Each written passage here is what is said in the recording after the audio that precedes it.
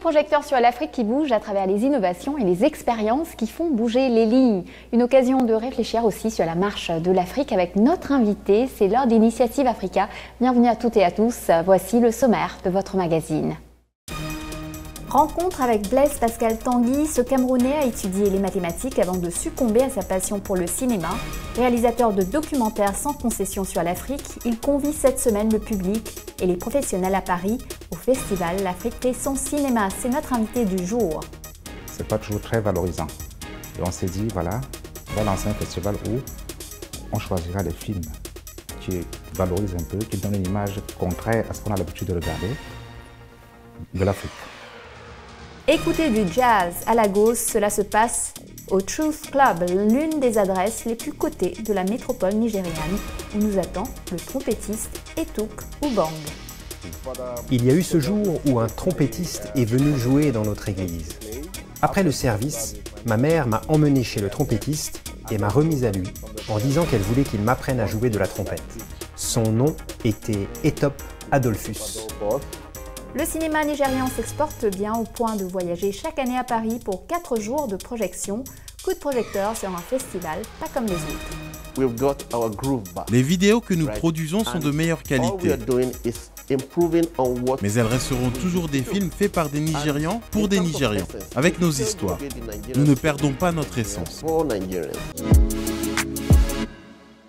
Nous partons dans les nuits de Lagos pour ce premier reportage. La mégalopole nigériane, comme de nombreuses villes en Afrique et d'ailleurs, a eu beaucoup de mal à vivre le confinement. Pourtant, dans ce club de jazz, la musique a continué d'enchanter les passionnés. Notre journaliste Hugo Uana s'est glissé dans les répétitions du compositeur et trompettiste Etuk Ubong, étoile montante de la scène nigériane, pour écouter son cocktail de jazz et d'afrobeat. Regardez. L'atmosphère est intense avec des sentiments nostalgiques dans l'air. C'est un samedi soir habituel au Truth Club. C'est cette ambiance chaleureuse et enivrante qui incite les visiteurs et les amateurs de musique à venir nombreux pour apprécier cet endroit atypique. Le Nigeria, au fil des ans, a été un terrain nourricier pour un éventail de talents musicaux comme Etuk Ubong, l'un des trompettistes, compositeurs et chefs d'orchestre les plus demandés du pays. Né et élevé à Lagos, le centre névralgique du divertissement et du commerce du pays, le plus peuplé d'Afrique, le Nigeria. J'ai développé un intérêt pour jouer de la batterie conga à l'église et je me souviens que j'ai aussi essayé les sets de batterie. Il y a eu ce jour où un trompettiste est venu jouer dans notre église. Après le service, ma mère m'a emmené chez le trompettiste et m'a remise à lui en disant qu'elle voulait qu'il m'apprenne à jouer de la trompette. Son nom était Etop Adolphus. Guidé par sa passion, il a commencé à jouer de la trompette à l'âge de 14 ans et à l'âge de 16 ans, il s'est placé sous la tutelle de divers artistes professionnels tels que Edop Adolphus, Victor Aktemofé, feu le légendaire Sir Victor Oleya et le phénoménal Femi Kuti. Il a acquis sa formation musicale au Peter King College of Music, à la Merton School of Music et à l'Université du Cap en Afrique du Sud. J'ai été exposé à Malcolm X, Patrice Lumumba, Thomas Sankara, Nelson Mandela, Martin Luther King et plein d'autres qui reflètent la conscience noire. Je pense que c'est l'influence fondamentale que j'ai eue musicalement et qui m'a poussé à devenir musicien et qui je suis aujourd'hui.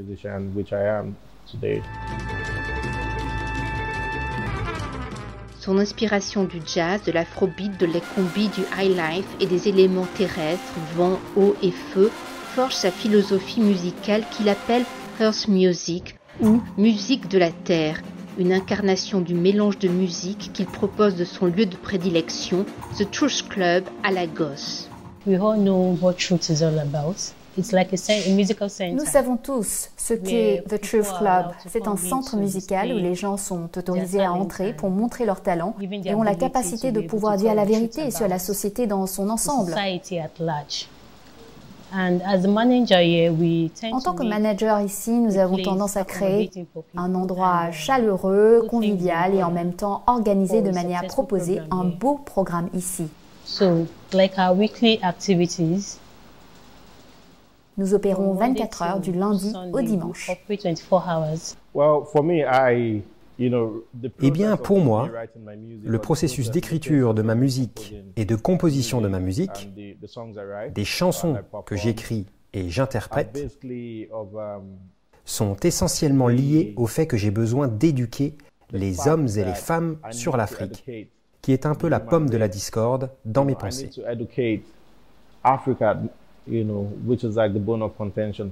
Les hommes africains, ils ne connaissent pas toujours leur histoire. Ils ne savent pas, par exemple, que l'Afrique n'est pas le nom originel de l'Afrique. Ils ne savent pas qu'Alkebulan est le nom originel de l'Afrique. Il se produit avec Etuk Philosophy, son groupe énigmatique dont les rythmes et les beats libèrent les prouesses musicales d'Etuk. Avec son groupe, ils ont tissé un lien au-delà de la scène. Sa chanson a un message positif qui aborde les maux de la société, mais s'adresse aussi au cœur et à l'esprit des auditeurs. Nous jouons depuis quelques années maintenant et nous exprimons nos pensées à travers la musique ici. Les défis et l'expérience de jouer pour Etuk Philosophy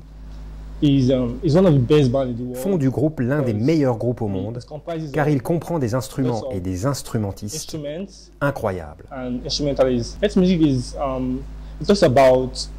La musique de la Terre parle de vie, d'amour, de paix, d'amour pour l'humanité,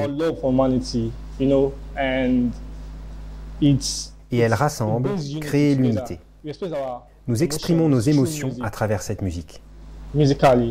Le Truth Club est un lieu animé qui attire des gens aux goûts musicaux similaires, unis à travers les airs mélodieux du Earth Music d'Etuk Ubong. Dans les 10 prochaines années, le Truth Club sera aux 4 coins du monde, vous savez, portant toujours haut le drapeau de l'Afrique et éduquant pas que l'homme africain, mais tous les hommes.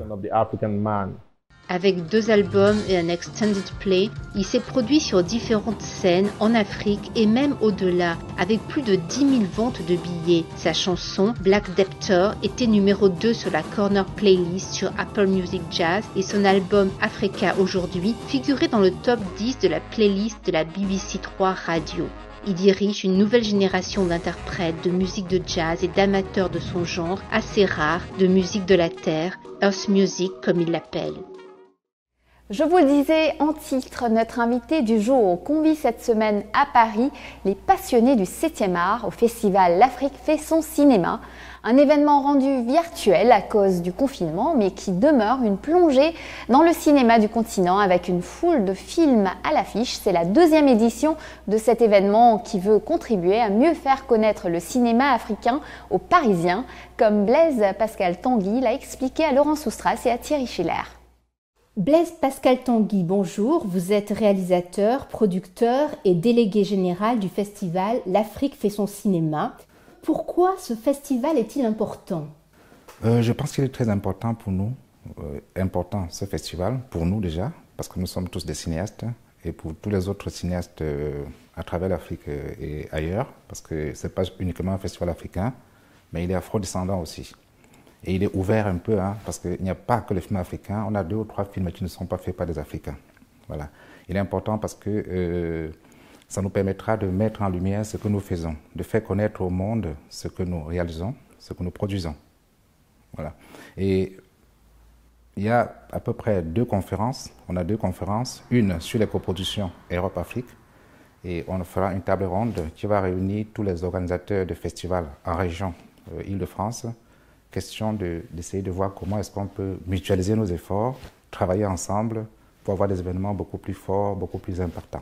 Vous êtes le promoteur d'une Afrique vue par les Africains et vous dites vouloir résoudre un défi d'incompréhension par rapport au continent. Qu'est-ce qui vous a amené à cette position au cours de votre carrière ? C'est vrai que j'ai grandi en regardant beaucoup de films. Les films hindous, les films chinois, les films américains, et dans tous ces films-là, on fait rêver. Or, contrairement à nos films, aux films africains que je regarde étant en Afrique, et même quand j'arrive en France, c'est pas toujours très vendeur, c'est pas toujours très valorisant. Et on s'est dit, voilà, on va lancer un festival où on choisira des films qui valorisent un peu, qui donnent une image contraire à ce qu'on a l'habitude de regarder de l'Afrique. Voilà. Est-ce que vous avez eu l'impression que, jusqu'à présent, l'Afrique était représentée de manière trop stéréotypée dans le cinéma? C'est mon avis, évidemment. C'est trop stéréotypé parce que je me souviens, moi je suis producteur, évidemment, comme vous l'avez dit au départ, je suis producteur réalisateur et j'ai beaucoup de projets. Et à chaque fois quand je rencontre des gens avec mon projet, on me dit non, il n'est pas trop africain. Il y a des images même, on me dit non, c'est pas trop africain parce que qu'est-ce qu'on attend? On a envie de voir peut-être les maisons des villages, des maisons qui tombent, des gens qui ne sont pas bien habillés, qui courent nu-pieds. Bon, c'est l'habitude, hein, c'est ce qu'on a l'habitude de regarder. Moi, j'en vois personne, mais j'ai juste envie qu'on fasse du cinéma simplement, qu'on raconte de belles histoires. Ça peut être des belles histoires d'amour, ça peut être notre culture, ça peut être pas mal de choses, mais qu'on fasse du cinéma, comme tous les autres le font. Pas un cinéma uniquement africain, comme on le pense. Dans le cinéma africain d'aujourd'hui, il y a aussi le poids croissant des diasporas du continent et leur lien avec leur pays d'origine. Comment voyez-vous cette relation à la fois artistique mais aussi financière? Parce que j'imagine que la diaspora peut apporter des sources de financement ou des manières de faire et de gérer différentes. Évidemment, la diaspora, c'est vrai que la diaspora apprend beaucoup parce que je prends l'exemple, nous qui vivons en Europe, on fait des formations en Europe, on côtoie des gens qui sont très bien formés, plus expérimentés, donc ça nous permet d'acquérir certaines connaissances qu'on a envie d'exporter de chez nous dans nos différents pays africains. Donc quand on arrive, on a envie de former aussi ceux qui sont restés là-bas, de travailler avec eux, mais avec l'expérience qu'on a acquis à l'extérieur. Voilà, c'est pour ça qu'on met plus en avant la formation, le côté formation, le côté encadrement. Mais à côté, on a aussi les financements. C'est vrai qu'on travaille un peu plus, on gagne peut-être un peu plus que les cinéastes qui sont restés en Afrique. On veut certes chercher, on a peut-être beaucoup plus de sources de financement, on veut chercher pour ramener et fabriquer des films. Sauf qu'on est confronté à cette réalité où, localement, on ne comprend pas encore beaucoup ce que c'est que le cinéma. En fait, pour la plupart du temps, dans beaucoup de pays, la preuve, il y a beaucoup de pays dont on ne connaît même pas le cinéma. Voilà, donc il y a ce côté. On a envie aussi que localement, les gens puissent comprendre qu'on doit mettre l'argent. Par exemple, les États, les hommes d'affaires, les particuliers, que c'est un business, un métier où on peut, à travers le cinéma, se faire connaître, vendre et gagner de l'argent aussi. Et justement, en 2017, vous avez créé une association pour mieux faire connaître le cinéma africain, mais aussi pour assister à cet effort de formation. Est-ce que vous pouvez nous en dire plus? L'association African Filmmaker Network, que nous avons créée avec beaucoup d'autres cinéastes. Quand je parle de cinéastes, je parle de producteurs, réalisateurs, acteurs et bon, tout ce que vous connaissez comme métier dans le cinéma. Le but était, dans un premier temps, de former les enfants de la rue. Pourquoi enfants de la rue? Parce que personnellement, j'ai fait beaucoup de documentaires, la plupart dans la rue. Voilà, et puis ça m'a permis de comprendre comment est-ce que les enfants de la rue fonctionnent, leurs problématiques, leurs rêves et tout. Et je me suis dit, ben, on va créer une association, on va prendre les gens à l'extérieur, on les ramène dans un pays africain quelconque, on se rappelle des enfants de la rue, on les forme et on les fait tourner. C'est pas qu'on donne la caméra, on va le faire, mais on reste derrière, on les forme, on leur montre comment ça se passe. Ils fabriquent un film, on le fait ensemble, et à la fin, on sort un film qui est fait à 100% par les enfants de la rue. Là, c'est un défi assez grand, mais je pense que je suis encadré de personnes qui ont la même vision, et je pense qu'on va y arriver. Bon, maintenant, à côté, il y a la promotion du cinéma. L'association aussi œuvre pour la promotion du cinéma africain à travers le monde. Ça veut dire que les films qui sont faits, moi étant du métier, je sais qu'il y a beaucoup de films qui sont faits et qui meurent dans les tiroirs. On n'arrive pas à les faire connaître. Donc à travers notre festival, les films qui sont faits pourront être vus par les autres. D'abord par le public parisien, puisque le festival il se passe à Paris, et les Parisiens ne connaissent pas beaucoup le cinéma africain. Donc on pense qu'à travers ce festival, ils vont découvrir le cinéma africain. On l'a vu l'année dernière, lors de la première édition, le retour des gens qui ont regardé le film. C'était vraiment, ça nous a encouragés, ils étaient très contents. Ils ont posé beaucoup de questions. Ça nous a permis de de travailler sur la seconde édition.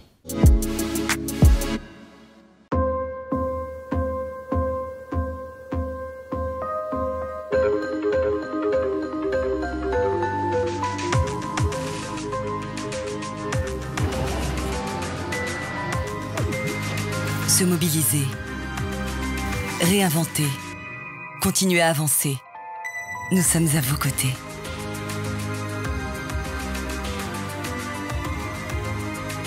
C'est vous l'avenir, Société Générale. Bienvenue pour la deuxième partie de notre émission. C'est la deuxième industrie cinématographique au monde et elle pèse 7,2 milliards de dollars. Je veux bien sûr parler de Nollywood, qui se classe juste après sa grande sœur indienne, Bollywood, en produisant 1 millier de films par an. Des durées de tournage réduites, des budgets serrés, des fictions en langue locale, c'est l'une des signatures de cette industrie, mais pas seulement. Pour comprendre cette créativité qui fascine des fans du monde entier, nous avons suivi à Paris l'une des éditions passées du Nollywood Week. Nollywood à l'assaut de Paris avec la première édition du Nollywood Week Festival. Pendant 4 jours, professionnels du cinéma, acteurs, producteurs, distributeurs, mais aussi un public de passionnés se sont retrouvés pour discuter de l'avenir du cinéma nigérian. Avec en bonus, la projection de 7 films qui ont tous fait un carton à leur sortie en salle au Nigeria. Nollywood est connu pour sa production quantitative très importante. J'ai toujours voulu mettre en avant les films intéressants plutôt que de passer mon temps à critiquer l'industrie. Et c'est pour ça que c'est comme ça qu'est venue l'idée en fait de créer un événement qui permette d'avoir accès aux bons films de Nollywood et aux meilleurs films de Nollywood, tout simplement. Une sélection qui a plu aussi au public parisien.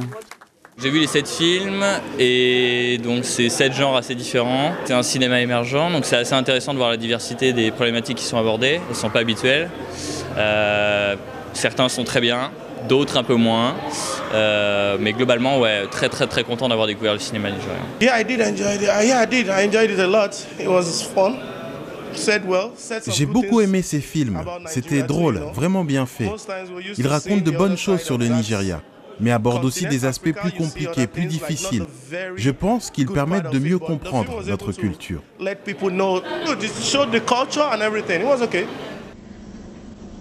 Pourtant, Nollywood a une très mauvaise réputation. Né dans les années 90, avec le succès de Living in Bondage, les vidéos sont tournées en très peu de temps, dans des décors naturels. Plus de 2000 films sont produits chaque année, pour des budgets moyens de 10 millions de francs CFA, soit 15 000 €. Ces films sont ensuite vendus en format vidéo compact disque dans les marchés du pays. Leur coût à l'unité, 1400 francs CFA en moyenne, environ 2 €. Un prix largement abordable qui a permis une diffusion de masse de Nollywood, s'imposant comme l'industrie la plus connue du continent africain. Mais ce cinéma s'exporte aussi à l'international. Londres, New York, bref, partout où il y a une diaspora nigériane. Le film, de façon générale, dans le monde, va s'orienter de plus en plus au XXIe siècle vers la distribution multiplateforme. La salle du cinéma permet aux cinéastes et aux producteurs de faire de la publicité autour de leurs produits. Comme ça, les gens sont au courant. La séparation qu'il y avait entre le cinéma d'une part et la télévision est en train de disparaître peu à peu. On a des produits qui sont à mi-chemin entre le film et la télévision. Et Nollywood a dévancé beaucoup de productions cinématographiques dans le monde en étant parmi les premiers à aller dans ce sens. Pendant des années, les Nigérians ont eu des films importés de l'étranger à leur disposition. Indiens, américains, des films loin de leur culture, de leur histoire. Avec l'apparition de Nollywood, ils ont pu se retrouver, se reconnaître, s'identifier. Et c'est bien là qu'est la clé du succès de Nollywood, son public. Les vidéos que nous produisons sont de meilleure qualité. Mais elles resteront toujours des films faits par des Nigérians pour des Nigérians, avec nos histoires. Nous ne perdons pas notre essence. Cette industrie qui fait vivre plus de 300 000 personnes génère plus de 300 millions d'euros de bénéfices. Mais les réalisateurs de cette nouvelle vague veulent aller plus loin. Ils veulent sortir de ce marché de niche et conquérir le marché international. Son contenu reste encore méconnu sur la scène internationale comme Hollywood ou dans une moindre mesure Bollywood. surtout à cause du manque de professionnalisation du réseau de distribution. Il n'existe pas à proprement parler de grands groupes internationaux de diffusion comme il peut y en avoir aux États-Unis. Encore boudés par certains distributeurs internationaux, les réalisateurs et producteurs de la nouvelle vague cherchent à faire des coproductions à l'international et n'ont aucun doute sur l'avenir prometteur de Nollywood. Le Nollywood d'avant, c'est un Nollywood qui est fait pour un marché local. Vraiment, il ne cherche pas à l'international, trop à l'exporter. Par contre, je pense que celui-ci, c'est quelque chose qui est en train de se construire et c'est une industrie qui va se construire. Mais je suis assez confiant quand j'ai vu ça, quand j'ai vu un public hier, c'était un public très mélangé. Les gens étaient vraiment très... Enfin, rigolaient, il y avait un langage universel, ouais, je pense. Bien que le réseau de distribution de ces films dans les cinémas étrangers fasse défaut, il existe pourtant une réelle demande du public. Pour preuve, la création ces dernières années de chaînes sur le câble et le satellite dédiées aux films nigérians, comme Nollywood Movie, chaîne lancée par le bouquet anglais Sky en 2008, ou encore, en France, avec Nollywood TV, créée par l'entreprise française Thema en octobre 2012. Malgré cet engouement du public, beaucoup reste à faire. Le problème des programmes que l'on reçoit, qui ont des scripts parfois incomplets, puisque évidemment les films Nollywood ont des passages en dialecte, en Yoruba ou autre, et du coup qui sont difficilement doublables. Donc ça c'est une première difficulté. Une deuxième difficulté c'est que il n'y a pas de version internationale sur ces films, donc ça veut dire que pour le doublage nous sommes obligés de recréer cette version internationale, donc c'est-à-dire refaire tous les bruitages, toutes les musiques, en plus du doublage des acteurs eux-mêmes. Même si les films nigérians ont été plusieurs fois récompensés au FESPACO et que les câblo-opérateurs montrent un intérêt grandissant pour cette jeune industrie, la nouvelle génération de réalisateurs aura de nombreux challenges à relever avant d'être connue et reconnue par le public international. Il peut déjà compter sur ses 150 millions de téléspectateurs. Nous retrouvons Blaise Pascal Tanguy pour la suite et la fin de notre entretien de la semaine. Il nous raconte comment sa mission de réalisateur engagé l'a amené à disséquer le trafic de faux médicaments en Afrique. Regardez. Vous-même, Blaise Pascal Tanguy, avez commencé par étudier les mathématiques avant de vous tourner vers le cinéma. D'où est venu ce revirement en quelque sorte ? C'est vrai que j'ai un parcours très atypique. Hein. Je commence bien entendu par les mathématiques et après, je n'arrive pas tout de suite au cinéma. Je fais l'école de publicité à Paris. Après ça, j'ai travaillé un peu, mais comme ma passion, tout à l'heure je l'expliquais, hein, de l'enfance, j'ai beaucoup regardé de films et je me suis dit je le ferai. Je deviendrai cinéaste, j'essaierai de comprendre comment ça se passe. Donc la curiosité surtout.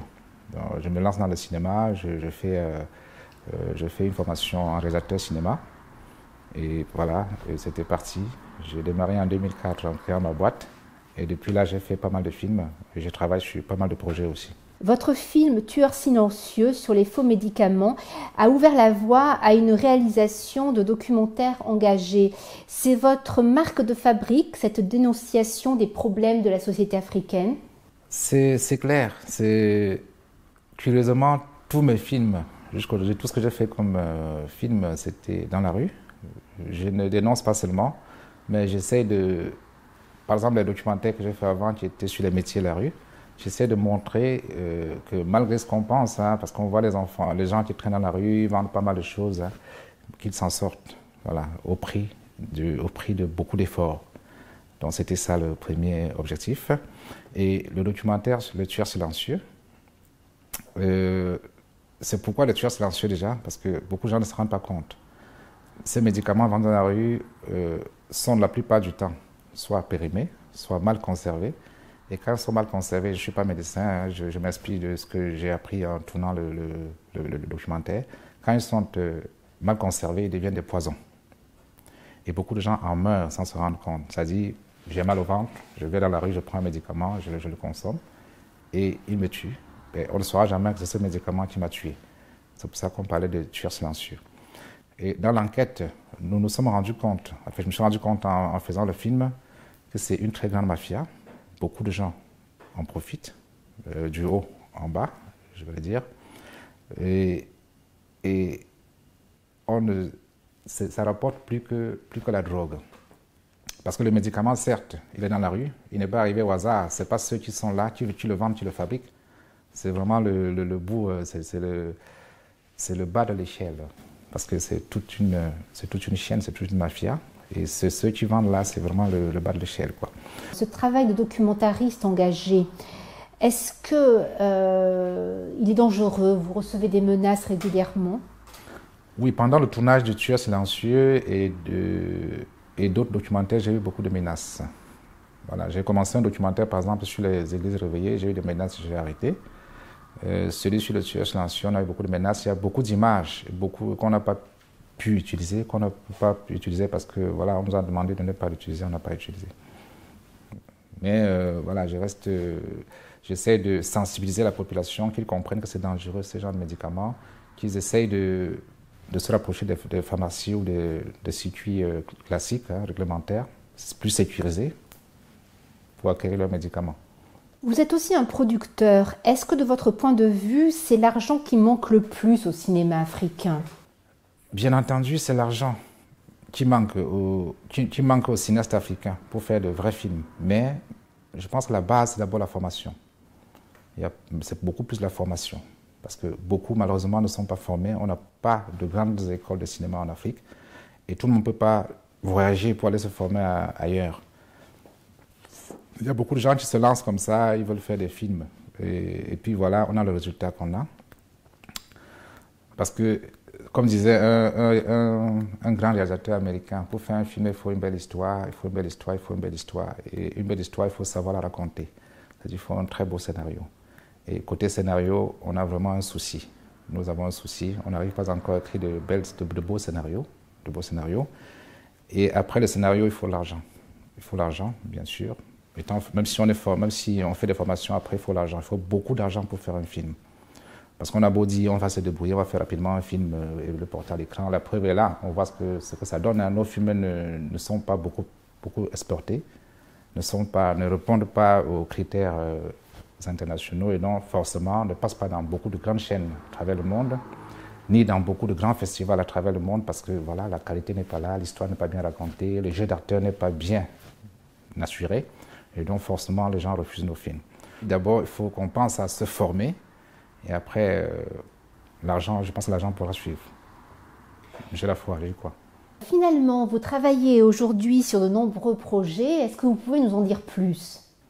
Bon, je travaille sur beaucoup de projets de cinéma. Il y a un projet de série télé sur lequel je travaille depuis 2012, ça fait 8 ans. C'est une histoire de corruption qui se tourne dans un pays imaginaire qui permettra de dénoncer un peu tous les aspects de la corruption. Voilà, là, on travaille dessus. Et à côté, j'ai deux projets de long métrage, un autre projet de série télé aussi, et un projet de documentaire sur une dame qui s'appelle Françoise Bango, qui est triple saut, qui détient encore aujourd'hui le record du triple saut. Bon, à côté, il y a aussi un projet de film documentaire qui regroupe un peu, je devais faire le tour des pays d'Afrique centrale pour montrer un peu le potentiel économique, culturel, social de ces pays à travers le documentaire. Question de sortir un peu des préjugés et montrer le potentiel de ces pays. Voilà. Bon, mais à côté, il y a le projet du festival. Moi, ça fait partie des projets de film parce que c'est le festival, ça permet de tout ce projet de les montrer au public. Blaise Pascal Tanguy, merci beaucoup.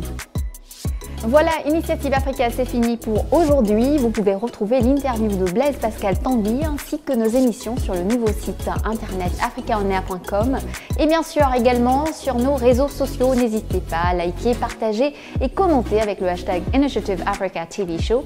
Et n'oubliez pas, la semaine prochaine, même chaîne, même heure, je vous donne rendez-vous avec Business Africa. Bonne semaine à tous.